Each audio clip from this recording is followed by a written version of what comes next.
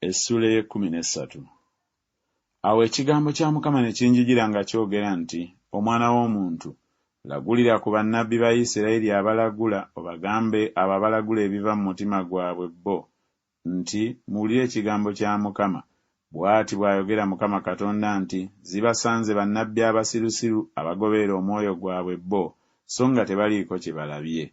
Ayi Isirayiri, bannabbi bo baabanga ng'ebibe mu bifo ebyalekebwawo. Temwambukanga mu bituli ebyawagulwa, so temuddabiririzanga nnyumba ya Isirayiri olukomera luyimirire mu lutalo ku lunaku lwa Mukama.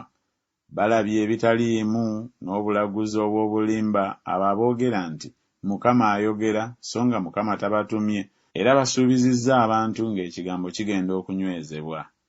Temulabye kwolesebwa okutaliimu, so temwogedde bulaguzi bwa bulimba, kubanga mwogera nti, Mukama ayogera, era naye soogeranga. Mukama Katonda kyava ayogera nti, kubanga mwogedde ebitaliimu era mulabye eby'obulimba, kale laba ndi mulabe wammwe, bw'ayogera Mukama Katonda. Era omukono gwange guliba mulabe wa bannabbi abalaba ebitaliimu ne balagula eby'obulimba.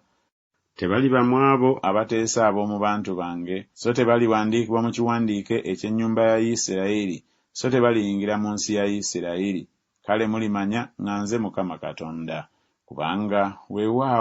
Kubanga basenzesenze abantu bange nga boogera nti mirembe, so nga tewali mirembe. Era omuntu bw'azimba ekisenge, laba bakisiigako ebbumba eritasekuddwa bulungi.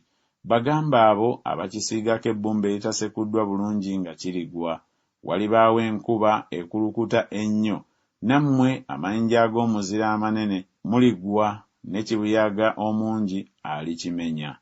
Laba, ekisenge bwe kiriba nga kigudde, temuligambibwa nti okusiigako kwe mwakisiigako kuli ludda wa? Kale bw'ati bw'ayogera Mukama Katonda nti, ndikimenyera ddala ne kibuyaga mungi nga ndiko ekiruyi, era walibaawo enkuba ekulukuta ennyo nga ndiko obusungu, n'amayinja ag'omuzira amanene okukimalawo.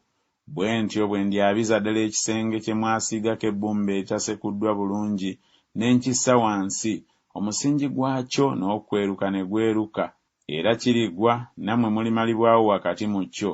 Kale mulimanya nga nze Mukama. Bwe ntyo bwe ndituukiriza ekiruyi kyange ku kisenge ne kwabo abaakisiigako ebbumba eritasekuddwa bulungi, era ndibagamba nti ekisenge tekikyaliwo newaakubadde abo abaakisiigako, be bannabbi ba Isirayiri abalagula ebya Yerusaalemi, era abakirabira okwolesebwa okw'emirembe, so nga tewali mirembe, bw'ayogera Mukama Katonda. Naawe, omwana w'omuntu, kakasa amaaso g'okwolekera abawala b'abantu bo, abalagula ebiva mu mitima gyabwe bo, era balagulireko oyogere nti, bw'ati bw'ayogera Mukama Katonda nti, zibasanze abakazi abatungira ebigugu ku nkokola zonna, era abakolera ebiweera emitwe gy'abantu aba buli kigera okuyigga obulamu. Muliyigga obulamu bw'abantu bange, ne muwonya mwekka obulamu bwammwe okufa? Era mwanvumisa mu bantu bange olw'embatu eza sayiri n'olw'ebitole by'emigaati okutta obulamu obutagwana kufa, n'okuwonya obulamu okufa obutagwana kuba bulamu, nga mulimba abantu bange abawulira eby'obulimba. Mukama Katonda kyava ayogera bw'ati nti, laba, ndi mulabe wa bigugu byammwe bye muyizza obulamu eyo okububuusa, era ndibisika okubiggya ku mikono gyammwe, era nditta obulamu obwo bwe muyigga okububuusa.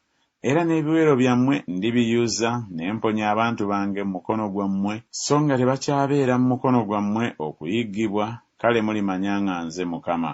Kubanga muwubaazizza n'eby'obulimba mu mutima gw'omutuukirivu, nze gwe siwuubaazanga, ne munyweza emikono gy'omubi aleme okudda okuva mu kkubo ly'ebbi n'awona nga mulamu.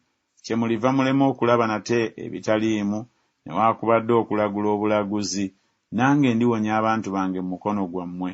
Kale mulimanya nga nze Mukama.